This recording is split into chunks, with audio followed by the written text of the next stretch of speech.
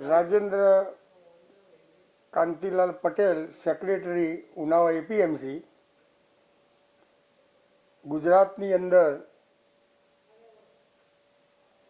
કમોસમી વરસાદના કારણે ગુજરાતના તમામ ખેડૂતોને જે વાવેલો પાક લેવાનો વારો ન આવ્યો અને તમામ ખેડૂતોએ માન્ય ગુજરાત સરકાર શ્રી પાસે સહાયની માગણીઓ કરી અને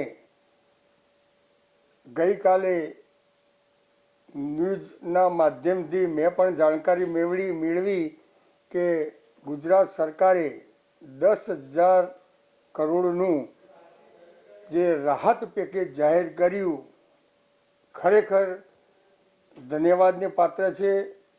ગુજરાત સરકારે ખેડૂતોનું ખરેખર હિત જોઈ અને આ પેકેજ જાહેર કર્યું.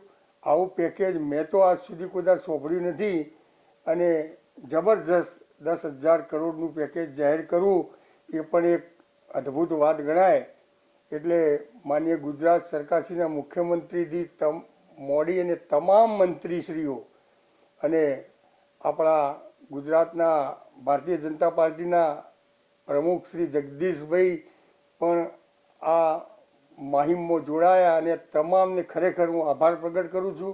અને ખેડૂતો માટેનો જો એમને નિર્ણય લીધો એ અદ્ભુત નિર્ણય ગણી શકાય.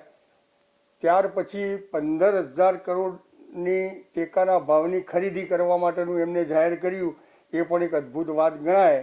તો ખરેખર ગુજરાત સરકારને અભિનંદનને પાત્ર ગણાય.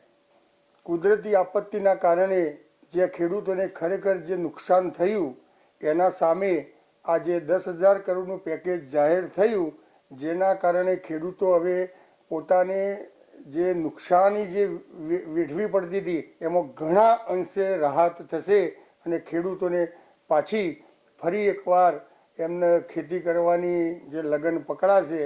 એટલે ખરેખર ઘણી સારી બાબત ગણાય.